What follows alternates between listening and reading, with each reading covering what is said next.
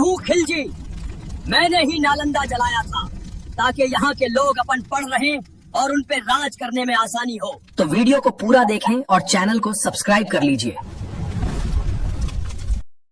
इतिहास के पन्नों को अगर हम पलट कर देखें तो एक समय ऐसा था जब पूरी दुनिया अंधकार और अज्ञानता में जी रही थी। उस समय भारत के सीने पर ज्ञान का एक ऐसा सूरज चमक रहा था जिसकी रोशनी पूरी दुनिया को रोशन कर रही थी। यह कोई आम जगह नहीं थी, यह था नालंदा विश्वविद्यालय। आज जब हम किसी बड़े कॉलेज या यूनिवर्सिटी की बात करते हैं तो हमारे दिमाग में ऑक्सफोर्ड या कैम्ब्रिज का नाम आता है, लेकिन आपको जानकर हैरानी होगी कि जब इन पश्चिमी देशों में लोग ठीक से कपड़े पहनना भी नहीं जानते थे, तब हमारे बिहार की धरती पर दुनिया की पहली अंतर्राष्ट्रीय और आवासीय यूनिवर्सिटी शान से खड़ी थी। नालंदा सिर्फ ईंट और पत्थरों से बनी एक इमारत नहीं थी, यह भारत की आत्मा थी। यह वह जगह थी जहां धर्म, विज्ञान, खगोल शास्त्र, चिकित्सा और तर्क शास्त्र की नदियां एक साथ बहती थीं। इस विश्वविद्यालय का परिसर इतना विशाल था कि आज के आधुनिक ड्रोन कैमरे भी एक बार में इसे पूरा नहीं कैप्चर कर सकते। अगर आप इसके वास्तुशिल्प को समझेंगे तो हैरान रह जाएंगे। आज खुदाई में इसका केवल 10 से 15% हिस्सा ही बाहर आ पाया है, लेकिन उसी में इसकी महानता की झलक दिख जाती है। यहाँ का ढांचा बेहद वैज्ञानिक और व्यवस्थित था। पूरे कैंपस को अलग अलग ब्लॉक्स या कंपाउंड्स में बांटा गया था। हर ब्लॉक एक खास विषय के लिए समर्पित था। अगर किसी छात्र को चिकित्सा की पढ़ाई करनी है तो उसका ब्लॉक अलग, अगर इतिहास पढ़ना है तो उसका ब्लॉक अलग। आज के समय में जैसे हॉस्टल होते हैं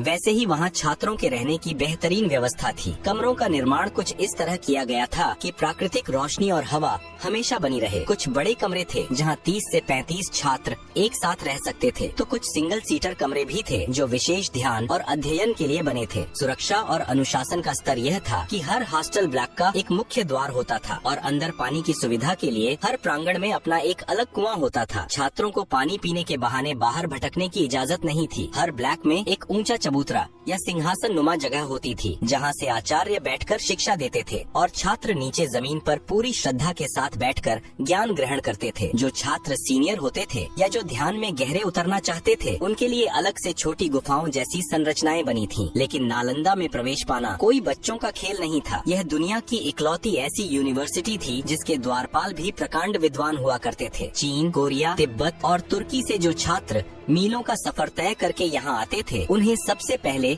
मुख्य द्वार पर द्वारपाल के कड़े सवालों का सामना करना पड़ता था। 10 में से केवल 2 या 3 छात्र ही इस मौखिक परीक्षा को पास कर पाते थे। सबसे अद्भुत बात यह थी कि यहाँ शिक्षा, रहना और खाना बिल्कुल मुफ्त था। उस दौर में इस विश्वविद्यालय को चलाने का खर्च आसपास के 200 से 250 गांवों से आने वाले राजस्व से चलता था। गांव वाले अपनी खुशी से अनाज, घी और पैसे यूनिवर्सिटी के कुलपति को देते थे। यहाँ दिन में 2 बार शुद्ध भोजन बनता था और रसोई की व्यवस्था इतनी विशाल थी कि कई हजार लोगों का खाना एक साथ तैयार होता था। नालंदा का हृदय उसका पुस्तकालय था जिसे धर्मगंज कहा जाता था। यह कोई एक कमरा नहीं था बल्कि 3 गगनचुंबी इमारतें थीं। रत्नोदधि, रत्नसागर और रत्नरंजक। इनमें से कुछ इमारतें 9 मंजिला तक ऊंची थीं और इनमें 90 लाख से ज्यादा हस्तलिखित ग्रंथ रखे हुए थे। यह वह ज्ञान था जिसे हमारे ऋषियों, मुनियों और वैज्ञानिकों ने सदियों की तपस्या से सहेजा था। नालंदा अपनी पूरी भव्यता के साथ दुनिया का मार्गदर्शन कर रहा था। यहाँ के आचार्य राहुल श्रीभद्र और आर्यभट्ट जैसे दिग्गजों ने वह ज्ञान रचा जो आज के आधुनिक विज्ञान का आधार है। लेकिन वक्त का पहिया घूमने वाला था। भारत की इस पवित्र धरती पर एक ऐसा तूफान आने वाला था जिसे ज्ञान से नहीं बल्कि खून और आग से प्यार था। एक ऐसा शख्स भारत की तरफ कदम बढ़ा चुका था जो इतिहास के पन्नों में क्रूरता का दूसरा नाम बनने वाला था। उसका नाम था बख्तियार खिलजी। साल 1193 ईस्वी का वह दौर जब भारत की हवाओं में बारूद और खून की गंध घुलने लगी थी। यह कहानी उसी काले अध्याय की है जब भारत की धरती पर एक ऐसे खूंखार इंसान ने कदम रखा जिसकी महत्वाकांक्षा की कोई सीमा नहीं थी। उसका नाम था बख्तियार खिलजी। अफगानिस्तान के एक कबीले से आया यह शख्स दिल्ली सल्तनत में अपनी धाक जमाना चाहता था। उसे सत्ता की भूख थी, लेकिन दिल्ली में उसे वह रुतबा और ओहदा नहीं मिला जिसकी वह उम्मीद कर रहा था। हताश और बौखलाए हुए खिलजी ने अपनी ताकत का प्रदर्शन करने के लिए अवध और बिहार के छोटे और शांतिपूर्ण इलाकों को अपना निशाना बनाना शुरू कर दिया। जहाँ भी उसके घोड़ों के टाप पड़ते वहाँ मौत और तबाही का मंजर छा जाता। लेकिन कुदरत का पहिया जब घूमता है तो बड़े बड़े सिकंदरों को घुटनों पर ला देता है। सत्ता के नशे में चूर और लाशों के ढेर पर अपना तख्त बिछाने वाले इस बख्तियार खिलजी को एक ऐसी रहस्यमयी और भयानक बीमारी ने जकड़ लिया कि उसका पूरा शरीर मानो अंदर ही अंदर गलने लगा। उसकी हालत दिन ब दिन इतनी बिगड़ती गई कि वह मौत के मुहाने पर पहुंच गया। उसके साथ आए अफगानिस्तान और अरब के बड़े बड़े हकीमों ने अपनी सारी जीवन भर की विद्या लगा दी, दुनिया भर की जड़ी बूटियां पीस डाली, लेकिन खिलजी के शरीर पर किसी भी दवा का कोई असर नहीं हो रहा था। हर गुजरते दिन के साथ मौत उसके करीब आ रही थी। तभी उसके दरबार में किसी मंत्री ने दबी जुबान में एक सलाह दी। उसने कहा कि पास ही में बिहार की धरती पर नालंदा विश्वविद्यालय नाम का एक ज्ञान का महासागर है। वहाँ के आयुर्वेद विभाग के प्रमुख आचार्य राहुल श्रीभद्र एक ऐसे प्रकांड विद्वान हैं जिनके पास दुनिया की हर लाइलाज बीमारी का अचूक इलाज है। लेकिन खिलजी का अहंकार उसके मरते हुए शरीर से भी कहीं ज्यादा बड़ा था। एक कट्टर विदेशी आक्रांता जो खुद को हर मामले में सर्वश्रेष्ठ मानता था, यह कैसे बर्दाश्त कर लेता कि उसके इतने बड़े बड़े हकीम नाकाम हो गए और भारत का एक काफिर आचार्य उसे जीवन दान दे। यह उसके अहंकार पर बहुत बड़ी चोट थी। फिर भी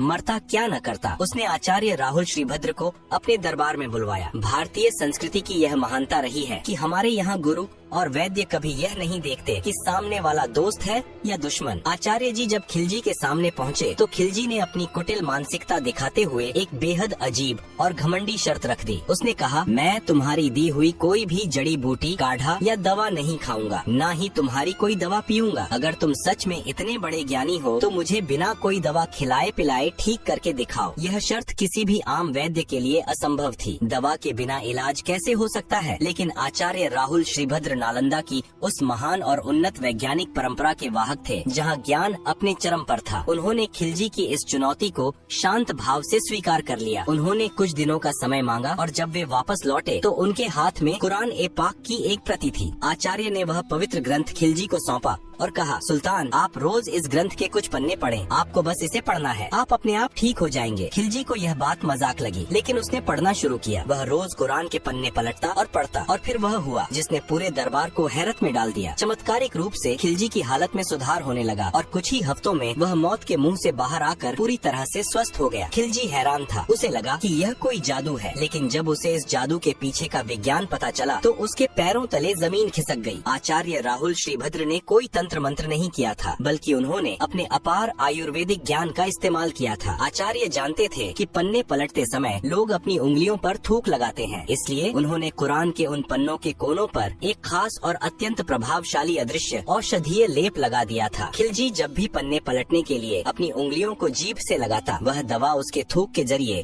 सीधे उसके शरीर में प्रवेश कर जाती। दवा ने अपना काम कर दिया था और उसकी जान बच गई थी। अब जरा सोचिए, अगर किसी आम इंसान की जान कोई ऐसे बचाए तो वह क्या करेगा? वह जिंदगी भर उस वैद्य का एहसानमंद रहेगा। लेकिन खिलजी कोई आम इंसान नहीं था, वह एक असुरक्षित और क्रूर आक्रांता था। इस सच्चाई ने उसे कृतज्ञ बनाने के बजाय एक भयंकर हीन भावना और ईर्ष्या की आग में झोंक दिया। उसका अहंकार इस बात को पचा ही नहीं पा रहा था कि इन भारतीयों के पास उसके हकीमों से कहीं अधिक उत्कृष्ट वैज्ञानिक और श्रेष्ठ ज्ञान है। खिलजी समझ गया कि वह तलवार के दम पर जमीनों को तो जीत सकता है, लेकिन जब तक यहाँ के लोगों के पास ऐसा अकल्पनीय ज्ञान है, तब तक वह कभी भी मानसिक रूप से इन पर शासन नहीं कर पाएगा। दुनिया के हर क्रूर शासक का एक ही सिद्धांत रहा है, अगर तुम किसी की बराबरी नहीं कर सकते तो उसे नष्ट कर दो। इसी घटिया और खौफनाक सोच ने खिलजी के दिमाग में एक ऐसी साजिश को जन्म दिया जिसने भारत के सीने में ऐसा खंजर घोंपा जिसका दर्द आज सदियों बाद भी महसूस होता है। उसने तय किया कि वह सिर्फ एक आचार्य को नहीं, बल्कि उस पूरी व्यवस्था, उस पूरी जड़ को ही उखाड़ फेंकेगा जहाँ से यह ज्ञान उत्पन्न हो रहा है। वह ज्ञान की उस गंगोत्री को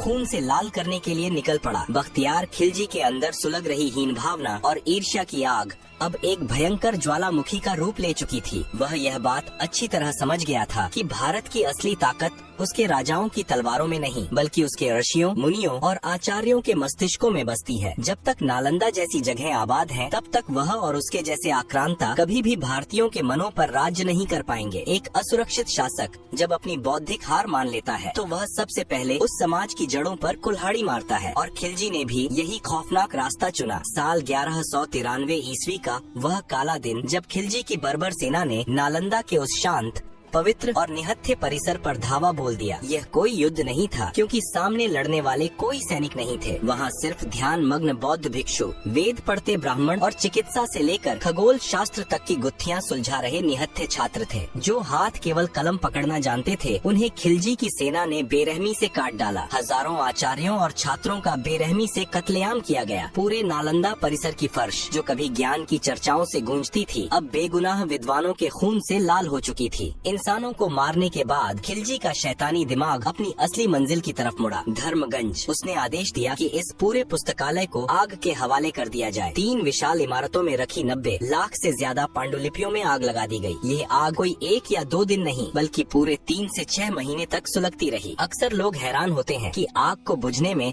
6 महीने कैसे लग गए। क्या किताबें इतने लंबे समय तक जल सकती हैं? इसका वैज्ञानिक कारण यह है कि उस जमाने में आज के जैसे पतले कागज नहीं होते थे। हमारे पूर्वज अपना ज्ञान पेड़ की मोटी छालों, भोजपत्रों और ताड़ के पत्तों पर लिखते थे। जब इतनी भारी मात्रा में मोटी लकड़ियों और छालों का अंबार जलता है, तो वह राख बनने में महीनों का समय लेता है। आसमान काले धुएं से भर गया था और उस धुएं के साथ उड़ रहा था भारत का हजारों सालों का विज्ञान, आयुर्वेद, गणित और दर्शन शास्त्र। यह कोई साधारण आगजनी नहीं थी। आधुनिक इतिहासकार इसे सांस्कृतिक नरसंहार कहते हैं। किसी भी देश को अगर हमेशा के लिए अपना गुलाम बनाना हो, तो सबसे पहले उसकी याददाश्त मिटा दो, उसका इतिहास जला दो। जब एक समाज अपने गौरवशाली अतीत को भूल जाता है, तो वह खुद को हीन समझने लगता है और हमलावर की संस्कृति को श्रेष्ठ मानकर मानसिक रूप से उसका गुलाम बन जाता है। किताबों को जलाने की यह कुत्सित रणनीति दुनिया के हर क्रूर शासक ने अपनाई है। अगर हम वैश्विक इतिहास के पन्ने पलटें, तो पाएंगे कि खिलजी अकेला ऐसा पागल नहीं था। जब मंगोलों ने पर्शिया पर हमला किया था, तो उन्होंने 1258 ईस्वी में बगदाद के मशहूर हाउस ऑफ विजडम को भी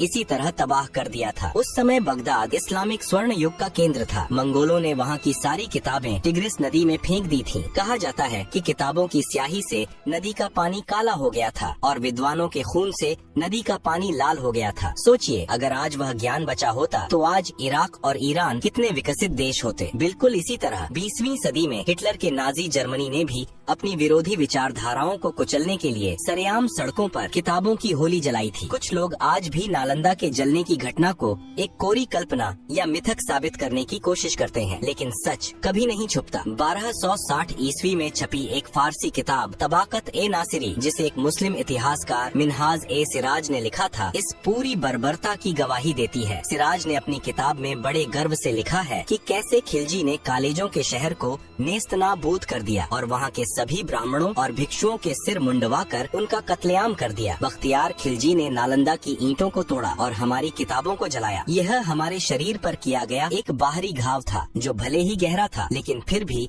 हम उससे उबर सकते थे। लेकिन भारत के ज्ञान पर सबसे खतरनाक और मीठा जहर अब भी आना बाकी था। एक ऐसा हमला जो हथियारों से नहीं, बल्कि एक सिस्टम से होने वाला था। एक ऐसा शख्स जो सूट बूट पहनकर आने वाला था और हमारे दिमागों को हमेशा के लिए गुलाम बनाने वाला था। बख्तियार खिलजी ने नालंदा की ईंटों को तोड़ा और हमारी 90 लाख किताबों की चिता जलाई। यह हमारे शरीर पर किया गया एक बाहरी और बेहद क्रूर घाव था, जिसका दर्द सदियों तक रहा। खिलजी जैसे कई और आक्रांता आए, जिन्होंने तलवारों के दम पर मंदिरों, विश्वविद्यालयों और पुस्तकालयों को मटियामेट किया, लेकिन फिर भी भारत की आत्मा पूरी तरह से नहीं मरी थी। गांवों और कस्बों में फैले हजारों गुरुकुल और स्थानीय पाठशालाएं उस राख के ढेर में भी हमारी संस्कृति और वेदों की जड़ों को सींच रहे थे। लेकिन फिर द्वार बदला और भारत की धरती पर 19वीं सदी में एक नया दुश्मन आया। यह दुश्मन पहले वालों की तरह खून से सनी तलवार लेकर घोड़े पर सवार होकर नहीं आया था। यह दुश्मन सूट बूट पहने, चेहरे पर एक सभ्य मुस्कान लिए और हाथों में कानून की किताबें लेकर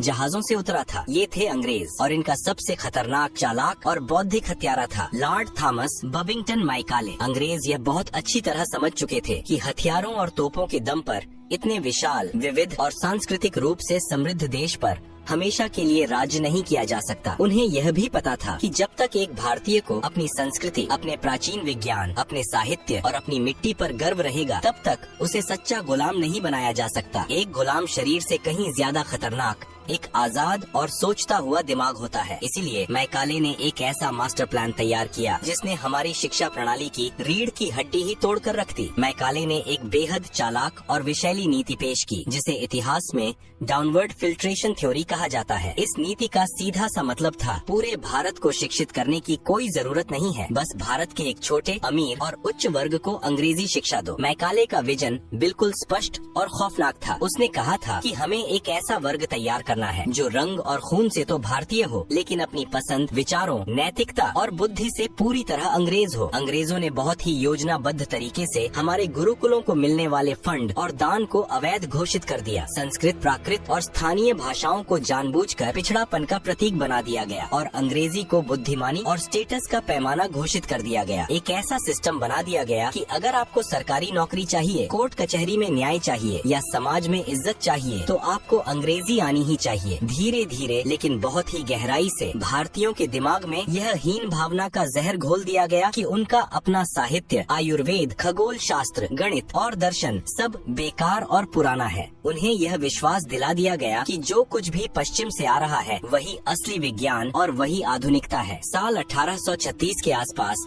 लॉर्ड मैकाले ने अपने पिता को लिखे एक पत्र में बड़े ही घमंड के साथ इस बात का जिक्र किया था कि अगर हमारी शिक्षा नीति इसी तरह लागू रही तो मुझे पूरा विश्वास है कि आने वाले 30 सालों में बंगाल के उच्च वर्ग में कोई भी सच्चा मूर्ति पूजक या अपनी संस्कृति से जुड़ा इंसान नहीं बचेगा। जरा सोचिए, खिलजी ने तो धर्मगंज की सिर्फ इमारतों और पन्नों को जलाया था, लेकिन मैकाले की इस शिक्षा नीति ने तो करोड़ों भारतीयों के दिमागों को ही जलाकर राख कर दिया। सदियों की इस मानसिक प्रोग्रामिंग का ही नतीजा है कि आज इतने सालों की आजादी के बाद भी हमारे समाज में यह हीन भावना गहराई तक बैठी है। आज भी हम फर्राटेदार अंग्रेजी बोलने वाले को स्वतः ही ज्ञानी मान लेते हैं और अपनी मातृभाषा बोलने वाले को कमतर आंकते हैं। हमारी अपनी पारंपरिक विद्याएं सिकुड़ कर रह गयीं और हम विदेशी ज्ञान के मोहताज बन गए। उस प्राचीन दौर में ज्ञान को बचाना इसलिए मुश्किल था क्योंकि किताबें कागज, भोजपत्रों और पेड़ों की छालों पर लिखी थीं, जिन्हें कोई भी क्रूर शासक आसानी से आग लगा सकता था। लेकिन आज हम एक डिजिटल युग में जी रहे हैं। आज हमारे पास अपने ज्ञान, अपने दस्तावेजों और अपने प्राचीन ग्रंथों को डिजिटल फॉर्मेट में हमेशा हमेशा के लिए सुरक्षित करने की तकनीक मौजूद है। आज कोई भी नया खिलजी आकर